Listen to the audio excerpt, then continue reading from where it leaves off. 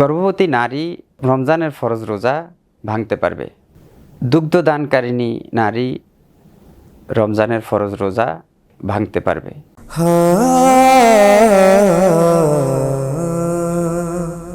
আলহামদুলিল্লাহ রব্বিল আলামিন ওয়াসসালাতু ওয়াসসালামু আলা সাইয়্যিদিল আম্বিয়া ওয়াল মুরসালিন ওয়া আলা আলিহি ওয়া সাহবিহি আজমাইন। قال الله تعالى في كلامه المجيد أعوذ بالله من الشيطان الرجيم يا أيها الذين آمنوا كتب عليكم الصيام كما كتب على الذين من قبلكم لعلكم تتقون। বাণিজ্য প্রতিদিনের বিশেষ আয়োজন শাশ্বত মুক্তির পথ অনুষ্ঠানে সম্মানিত দর্শক শ্রোতা যারা আমাদের সাথে যুক্ত হয়েছেন সকলকে আন্তরিকভাবে ধন্যবাদ এবং মোবারকবাদ জানাচ্ছি। মাহে রমজানের বিশেষ প্রশ্নোত্তর পর্বে আজকে আপনাদের সাথে আমি হাজির হয়েছি। আমি মুহাদ্দিস শরীফুল্লাহ, মদিনাতুল উলুম বালক কামিল মাদ্রাসা, তেজগাঁও, ঢাকা। আমাদের এই পর্যায়ে যে প্রশ্নটি সেটা হলো, রমজান মোবারকে কাদের জন্য ফরজ রোজা না রাখার অনুমতি রয়েছে? অর্থাৎ ইসলামী শরিয়া রমজান মোবারকের ফরজ রোজা না রাখার সুযোগ কাদেরকে দিয়েছে? এই বিষয়টি আমরা পবিত্র কোরআন কারীমের দিকে তাকাইলে আমরা দেখতে পাই, সূরা বাকারা আল্লাহ রাব্বুল আলামিন বলেছেন যে ফামান কানা মিনকুম মারিদান আও আলা সাফার ফাইদ্দাতুম মিন আইয়ামিন উখার। এই আয়াতে কারিমা দুই শ্রেণীর লোকের কথা বলা হয়েছে যে তারা রোজা না রাখলেও চলবে, রোজা ভাঙতে পারবে। প্রথমত, যে অসুস্থ ব্যক্তি রমজানের রোজা না রাখলেও চলবে, ভাঙতে পারবে। দ্বিতীয়ত, মুসাফির ব্যক্তি ফরজ রোজা ভাঙতে পারবে।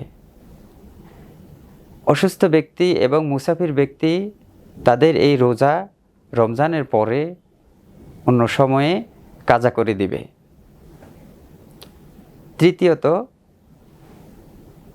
গর্ভবতী নারী রমজানের ফরজ রোজা ভাঙতে পারবে। চতুর্থত, দুগ্ধদানকারিণী নারী রমজানের ফরজ রোজা ভাঙতে পারবে। এই ব্যাপারে রাসূলুল্লাহ সাল্লাল্লাহু আলাইহি ওয়াসাল্লাম বলেন, ইন্নাল্লাহা ওয়াদা আনিল হামিলি ওয়াল মুরদি'i আস-সাওম, যে আল্লাহ সুবহানাহু ওয়া তাআলা দুগ্ধদানকারী নারী এবং গর্ভবতী নারীর উপর রোজাকে স্থগিত করেছেন। অর্থাৎ গর্ভের সন্তান রোজার কারণে পুষ্টির কম পেতে পারে। দুগ্ধদানকারী নারীর সন্তান রোজা রাখার কারণে পুষ্টি কম পেতে পারে, যার কারণে আল্লাহ সুবহানাহু ওয়া তাআলা এই সুযোগ দিয়েছেন যে তারা রোজা ভাঙতে পারবে এবং পরবর্তীতে এই রোজা কাজা করে দেবে। আরেক শ্রেণীর মানুষ রয়েছে যাদের জন্য রমজানের ফরজ রোজা কাজা করার সুযোগ রয়েছে, ফরজ রোজা ভাঙার সুযোগ রয়েছে। সেটা হলো আল্লাহ সুবহানাহু ওয়া তাআলা বলেন, ওয়া আলাল্লাযীনা ইউতীকুনাহু ফিদিয়াতুন তুআমু মিসকিন।